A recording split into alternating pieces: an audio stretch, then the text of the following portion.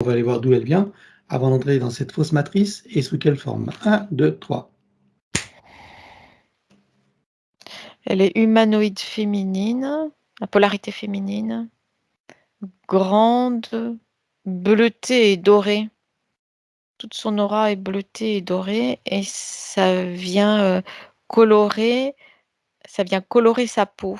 Donc toute la texture de la peau, c'est doré et avec des reflets bleutés. D'accord. Elle vient d'où? Il y a des grands yeux pailletés là qui s'étirent sur les côtés. Il y a une double appartenance. Il y a les Pléiades et il y a l'énergie de Vénus. Avant de venir sur Vénus, elle était dans la constellation des Pléiades. D'accord. Alors, sur les Pléiades, elle est dans cet aspect-là. Alors, grande beauté et dorée, c'est ça? Oui, Qu'est-ce qui fait qu'elle est allée après sur Vénus alors? par désir d'expérimentation, de découvrir de nouveaux territoires énergétiques. C'est comme une sorte d'enseignement.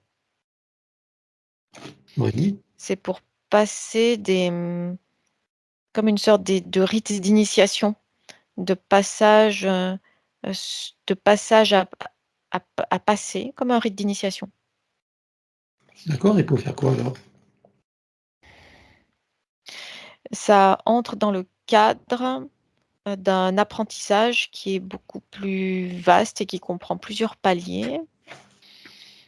Et l'objectif final, c'est d'atteindre ce niveau-là où elle serait une sorte de prêtresse, là sur son lieu d'origine. L'objectif étant, après avoir passé tous ces paliers d'initiation, de retourner à son lieu d'origine en tant que prêtresse. Dans les Pléiades alors? Oui, Ok. Et dans les Pléiades, c'est sur une planète, une étoile, ou c'est quoi son origine? c'est une planète. Elle est en 6e dimension. Oui. Elle s'appelle comment? La planète, c'est Lindayek.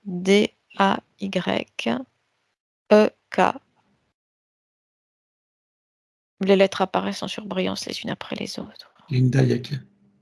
Mhm. Ok. En 6e dimension. Donc, ça veut dire qu'elle occupe déjà sur cette planète une fonction particulière pour avoir été choisie peut-être pour cet apprentissage. Non, c'est comme un choix.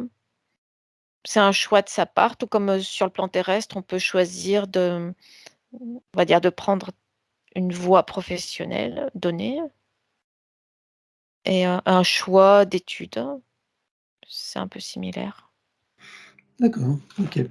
Alors, quand on dit qu'en astrologie, Vénus est une planète d'harmonie, de beauté, de l'art, etc., est-ce que c'est ce que tu vois, toi, sur son énergie? Oui, c'est le cas. D'accord. Mais il y a quelque chose lié à l'organisation, c'est-à-dire que il y avait la nécessité d'avoir ce passage initiatique-là par Vénus pour organiser ces énergies-là, ce type d'énergie-là. Fluide, légère, colorée, des couleurs douces et pailletées. D'accord. Les organiser, tu veux dire les harmoniser, c'est ça que tu veux dire? Oui, c'est-à-dire que c'était déjà présent en elle, mais de façon un peu désordonnée. Hmm. D'accord. Donc, c'est une planète qui harmonise finalement les énergies, en gros? Oui, D'accord. Qu'est-ce qui se passe alors, bon, qu'est-ce qui s'est passé pour qu'elle se retrouve incarnée sur Terre depuis cette manifestation? c'est un test. C'est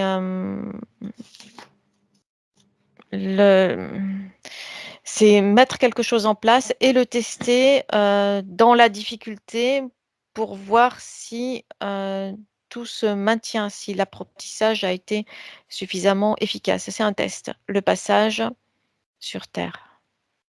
C'est-à-dire qu'elle a choisi d'aller sur Terre pour tester donc ce qu'elle a appris? Oui, D'accord, pour tester l'équilibre mis en place. OK. Et donc elle y va comment sur Terre alors? Donc Dans un... c'est dans le cadre de son initiation alors? Exact. OK, C'est elle-même qui s'est dirigée vers le plan terrestre, un petit peu comme dans le cadre d'études. On va choisir de faire un stage pratique dans tel ou tel lieu ou milieu professionnel. C'est la même chose. alors elle se rend comment dans l'espace terrestre alors à partir de Vénus? Dans sa Merkaba individuelle. OK. Qu'est-ce qui se passe quand elle arrive dans la proximité de l'espace terrestre par la grille magnétique et tout le reste, Il y a un choc magnétique, une sorte de flash, comme ces appareils photo avec le flash blanc, un grand flash blanc. C'est Ouais, ça qui s'est passé. OK, et ensuite? Ça génère une perte de mémoire, une perte d'identité Et de de, sens? et de sens, oui. OK, Après, elle est dans les roues d'incarnation, mais OK. pas dans les roues d'incarnation, on va dire humaines classiques, hein. Ah, Euh, c'est comme si c'était une sorte d'humaine, puisqu'on la retrouve en polarité féminine, mais en lémurie. Et elle n'est pas semblable à un être humain tel que sont les êtres humains là maintenant. Il y a plus de sensibilité, plus de capacité. et elle est en troisième dimension ou pas là, en Oui, Lémurie? oui, En 3D? oui, Donc avec plus de capacité que des humains ordinaires? oui, OK. mais pas elle spécifiquement. C'est Tous les Lémuriens? oui, sa communauté, oui. Est-ce que la Lémurie existe en même temps que l'Atlantide justement? Avec un décalé, oui, mais une période commune. En décalé, c'est-à-dire qu'ils sont apparus avant les Atlantes ou pas? Avant. Avant les Atlantes? Mhm. D'accord. Quelle fonction elle occupait en Lémurie donc, dans cette, manifestation? Tu sais, ces bols tibétains, mais en cristal, Oui, il y a ce type de bol-là. Elle fait chanter des bols oui, pourquoi faire? pour équilibrer les énergies. Il y a une fonction de thérapeutique, fonction de soigner. C'est dans une sorte de temple où on va dire des humains déséquilibrés énergétiquement, mais encore une fois, ils ne sont pas humains comme nous le sommes. C'est Mmh. différent. Regarde, au niveau de leur ADN, combien est-ce que tu vois qu'ils ont, d'hélices à ce moment-là? Ils n'ont pas tous le même Ouais, nombre d'hélices, hein. C'est entre 10 et 12. entre 10 et 12. OK. Et les humains ordinaires, d'aujourd'hui, ils sont à combien? C'est disparate, mais la grande majorité est à 2, 2, 3, Mmh, 2, 3, 4 maximum. d'accord. Qu'est-ce qui s'est passé alors pour que les humains arrivent à 2, 3, 4 d'hélices? Si tu avances dans le temps, regarde. Il y a eu modification, fabrication, expérimentation de nouveaux humains. Par qui? C'est de type archontique. Ce qu'il y a au-dessus, ce qu'il y a aux commandes, c'est de type archontique. D'accord, mais c'est les archontes directement ou quand même des petites mains archontiques? Des petites mains archontiques, mais les ordres sont bien là de type archontique. D'accord, et qui est-ce qui a exécuté alors? Qui sont les petites mains? des êtres hybrides de type reptiloïde, dont la plus grande base génétique est reptiloïde. Donc c'est eux qui ont conçu ces nouvelles races d'humains bridés, c'est ça? Oui. OK. Et que sont devenus donc les lémuriens? Ils ont disparu. De quelle manière? Leur taux fréquentiel n'était plus compatible avec, on va dire leur habitat. C'était devenu trop sombre, trop lourd. Ça a généré des maladies, Mmh. des faiblesses énergétiques qui se sont retransmises sur le plan physique. Qu'est-ce qui a créé cette lourdeur et cette sombreté? La décision, elle est toujours au niveau archontique, de faire, disparaître ce qui est, indomptable et incontrôlable Mmh. pour, créer, c'est annuler en place, pour créer et mettre en place, à la place d'eux, d'autres, types d'humains plus, dociles et contrôlables, plus En gros basiques, plus basiques. En gros, ils ont créé un environnement énergétique qui est devenu incompatible avec leurs énergies, c'est ça? Exact. Qui a provoqué leur disparition à travers la maladie? Oui, pas que la maladie, c'est, désordre géologique et climatique et maladie en même temps. Donc ils ont cohabité à un moment donné avec l'Atlantide. Oui, Ils ont disparu en même temps que l'Atlantide ou avant ou après? avant. Avant l'Atlantide? Mmh.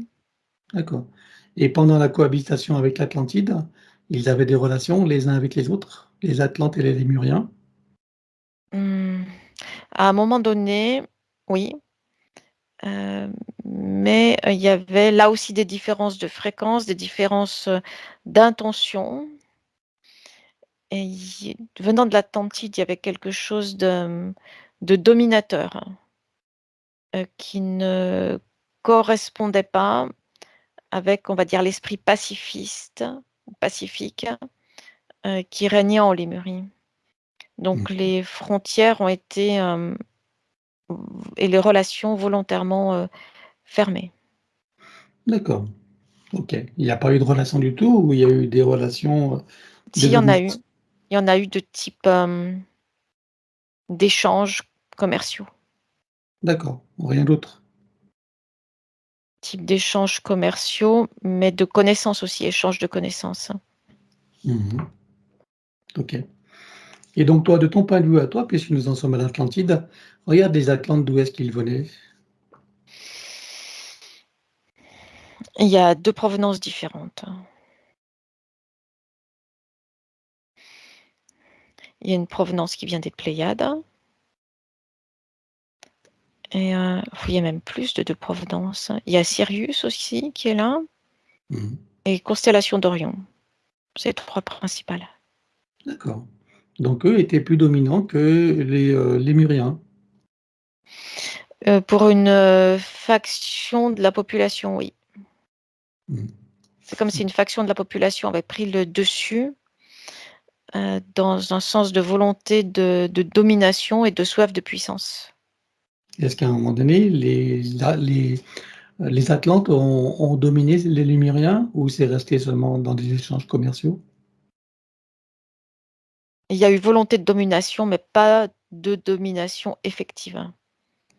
Les, les liaisons ont été, coupées pour éviter cette domination-là.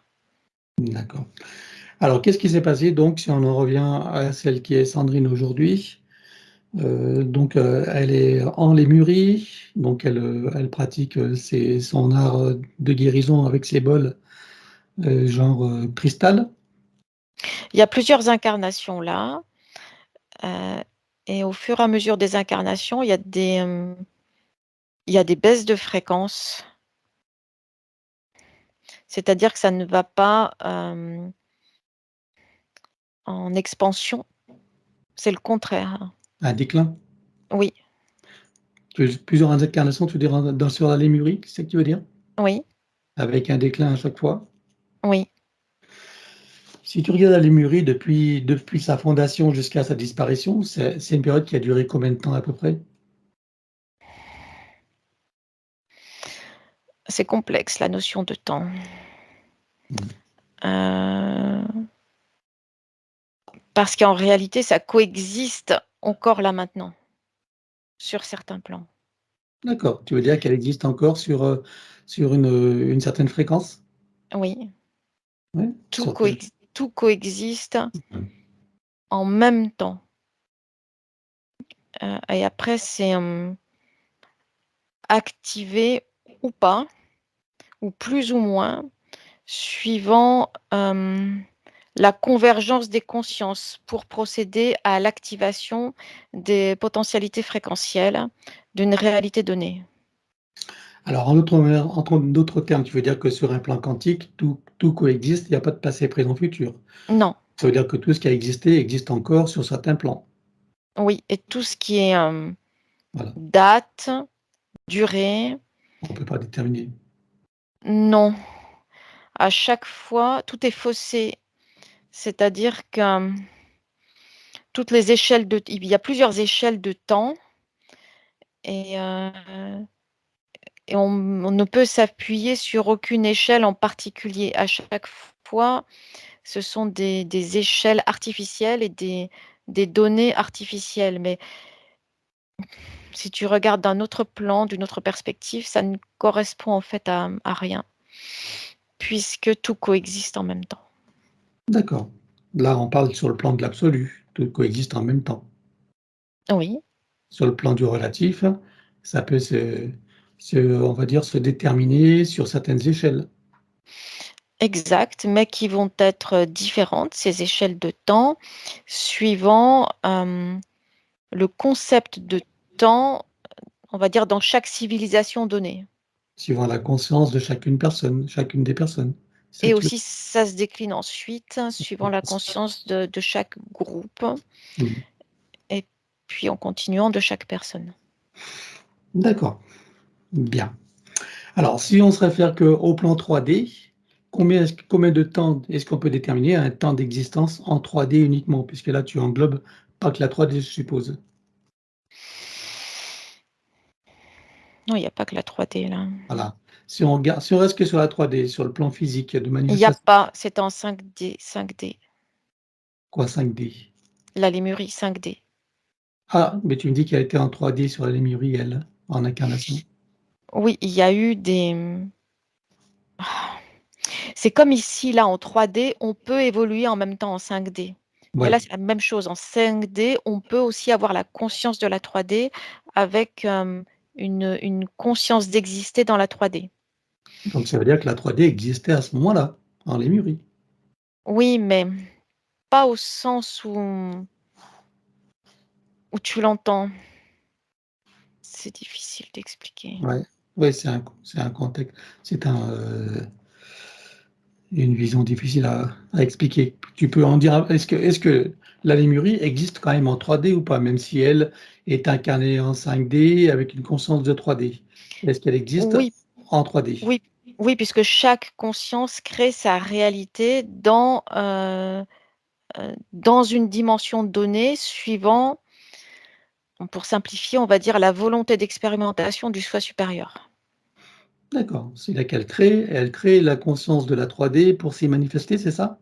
Exact, comme nous le faisons même nous actuellement. Donc on est en gros dans un jeu virtuel là, si j'ai bien compris? Exact. OK. C'est-à-dire que notre 3D telle que nous la vivons nous-mêmes, c'est un jeu virtuel? On peut le considérer de cette façon-là, oui.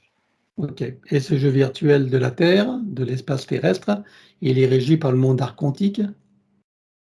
Il y a une mainmise qui a été faite, qui a été posée là et qui a cristallisé, enfermé et cristallisé des données fréquentielles. C'est pour ça que nous sommes, d'une certaine façon, enfermés là dans cette grille fréquentielle. OK, et parallèlement, il y a une partie de la conscience humaine qui, elle, a choisi aussi ce jeu virtuel et dans laquelle elle peut ne pas être enfermée. Oui, OK, c'est une question de conscience exact. et de choix. Oui, la conscience peut se déplacer dans toutes les dimensions et dans toutes les fréquences. Voilà. Donc qu'est-ce qui fait qu'une conscience incarnée sur Terre, dans un corps physique, puisse se libérer du carcan imposé par le monde archontique? Par expansion de conscience, Mmh.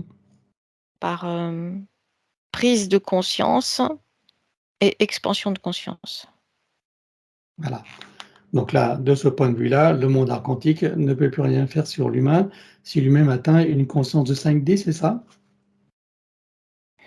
Par exemple? À partir du moment où il y a expansion de conscience, il n'y a plus de mainmise possible. Mmh. Bien. C'était important de le rappeler, même si ça a été dit maintes et maintes fois. Mais ça ne peut être que individuel. Mmh. Absolument.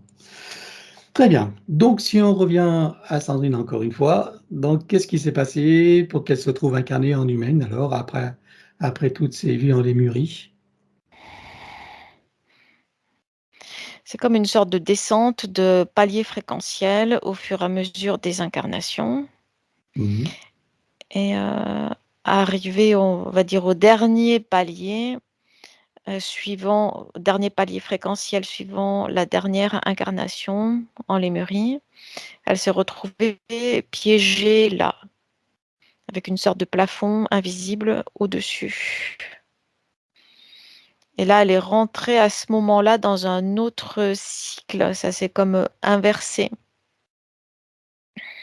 C'est-à-dire, c'est au lieu de tourner vers la droite, ça s'est mis à tourner vers la gauche à un moment donné, entraîné par une force, comme dans un tambour de machine à laver. Et à partir de ce moment-là, ce sont les roues d'incarnation humaine en 3D qu'elle a intégrées, D'accord. avec des incarnations humaines en 3D. Mmh, d'accord, OK. Et là, à ce moment-là, est-ce qu'il y aurait eu moyen qu'elle évite cette situation? Oui, toujours par ce même phénomène d'expansion de conscience. Le point de faille, c'est les émotions. Ah, ce sont les émotions qui font que la conscience descend, en fréquence, c'est ça? Oui, OK.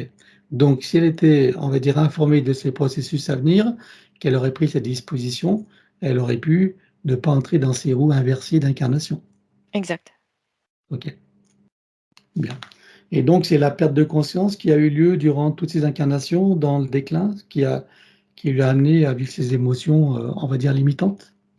La perte de conscience et les expériences de plus en plus lourdes, difficiles et complexes, Comme ce qu'on avec une sensation d'être dépassée, avec quelque chose de trop lourd à porter. c'est ce que nous vivons aujourd'hui, quelque part. D'une certaine façon, oui. En gros, c'est l'étau qui se resserre de la matrice artificielle, qui crée des contextes limitants et pesants, c'est ça? Oui, OK. Et aujourd'hui, justement, pour les humains qui vivent cela, c'est quoi la clé pour s'en libérer? il y a on va dire qu'il y a pas de recette, commune, absolue et inratable pour toutes les consciences humaines. Chaque, solution est individuelle et passe à chaque fois par la notion de prise de conscience et d'expansion. La prise de conscience génère un état d'être, d'expansion de conscience et c'est ce qui apporte la liberté. D'accord. Comme chaque individu on va dire, est unique, a ses propres manières de réagir aux situations, de les gérer et de se comporter. C'est ce qui fait que la clé est différente pour chacun, Exact. avec son contenu psychologique, ses propres croyances et les habitudes de comportement qu'il a lui-même à gérer. Oui. Très bien. Il y a d'autres clés autrement, d'autres facteurs ou pas? Non. Parfait. Ben, c'est important de le savoir et de le rappeler. OK. Donc maintenant qu'on en sait un peu plus sur le cursus de celle qui est Sandrine aujourd'hui, tu peux revenir ici et maintenant. Oui. Si tu la scannes encore, vois-tu des choses qui n'ont pas été vues, même si tout disparaîtra, ou des informations qui pourraient nous être utiles? Pas pour l'instant. Bien. Alors, regarde son ADN éthérique. Confirme-moi qu'il s'agisse bien de Sandrine et dis-moi si son ADN a été trafiqué. Non, c'est le sien. OK. Alors demande-lui si elle accepte que nous travaillons pour elle, sur elle et avec elle au cours de cette session. Oui.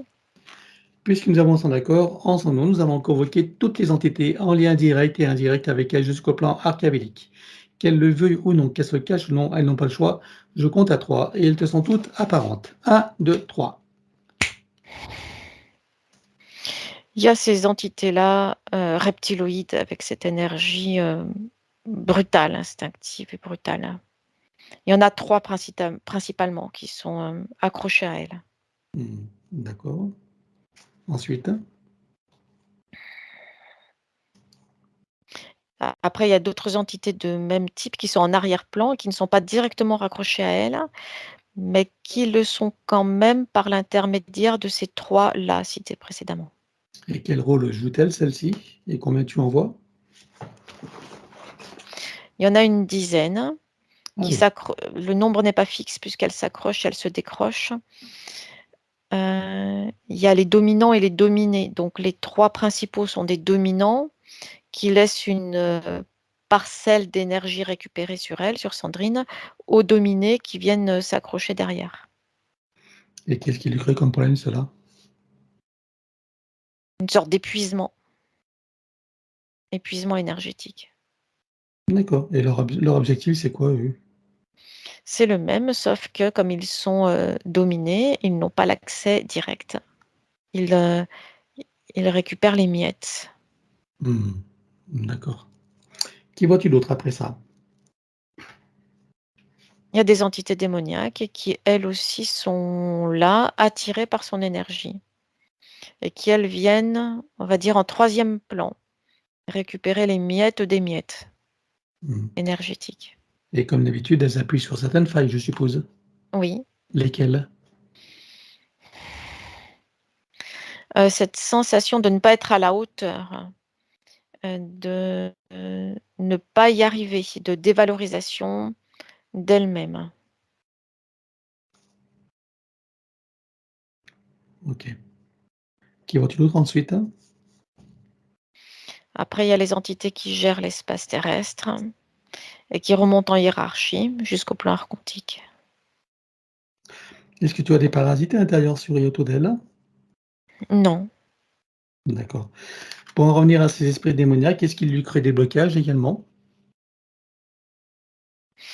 Ils viennent bloquer les énergies autour d'elle, donc ça vient créer des blocages, non pas, on va dire, par rapport au corps physique, mais dans sa réalité physique. C'est-à-dire qu'ils viennent créer des blocages de situation.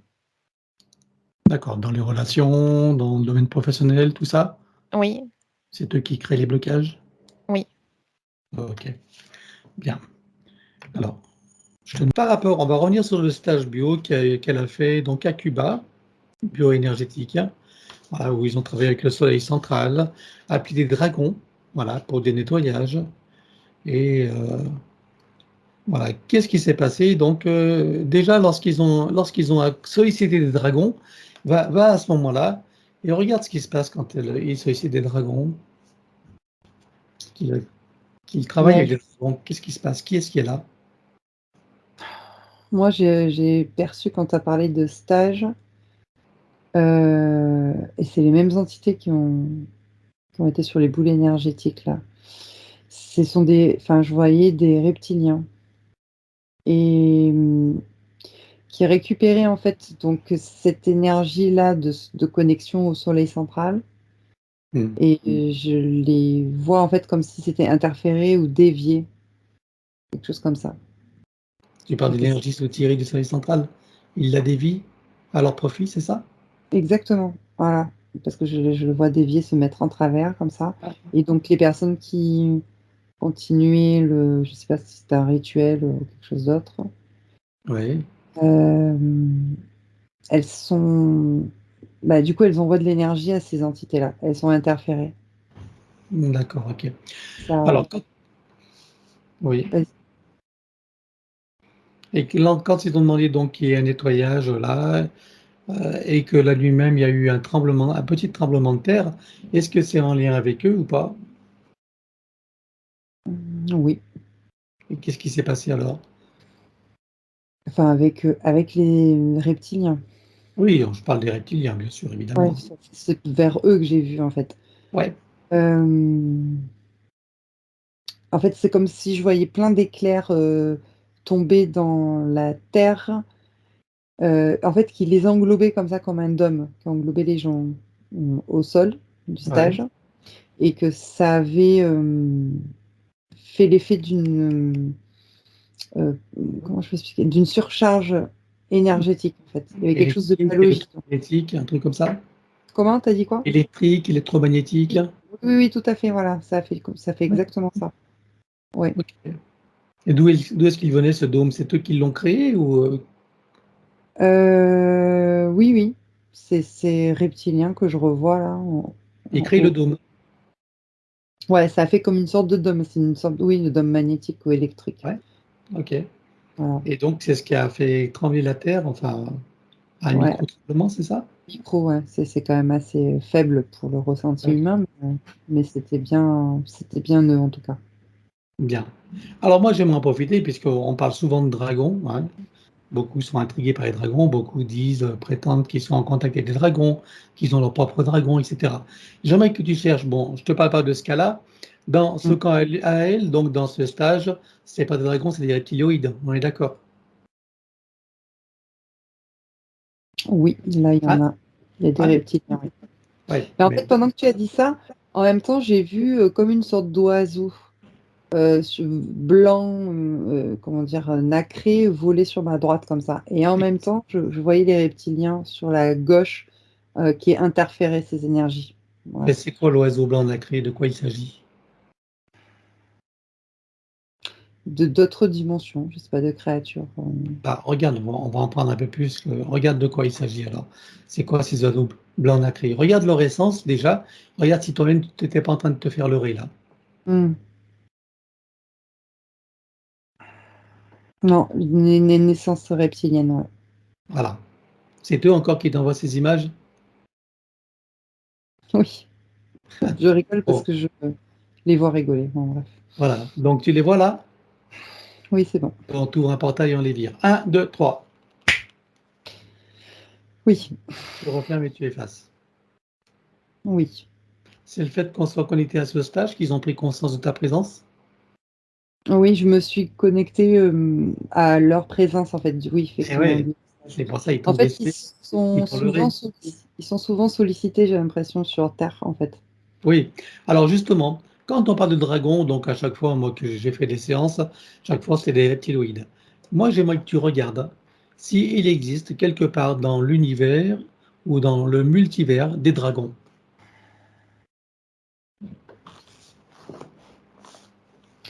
Ça m'amène à des reptiloïdes, je dirais. D'accord. Euh, oui, vas-y. Alors est-ce qu'on peut dire que c'est encore, ça fait partie du système archavélique, hein, où il y a tous ces mythes qui nous sont envoyés et Oui. ces faux archétypes, parce que ce sont des faux archétypes, hein. Est-ce que c'est des manipulations de faux archétypes pour nous manipuler, comme à travers les religions, et là, en l'occurrence, le New Age, est-ce qu'il s'agit de ça? Je t'ai dit oui, oui tout de suite, parce que D'accord. j'ai vu sur plein Donc, il n'y de... a pas de dragon que d'humains avec qui pourraient être copains-copains, qui pourraient recevoir des aides, des appuis ou même des services. Ça, c'est du mythe. Ouais, c'est masqué surtout à chaque fois. D'accord. Et à chaque fois, c'est réutilisé derrière tout ça. Oui, Et derrière tout ça, évidemment, c'est archontique, là, oui, c'est archontique. dans la hiérarchie. Hein. Voilà. Ben voilà, pour en finir avec cette histoire, ok, ça confirme ce que je pensais, mais bon, comme je n'ai pas la science infuse, je préfère vérifier. Bien,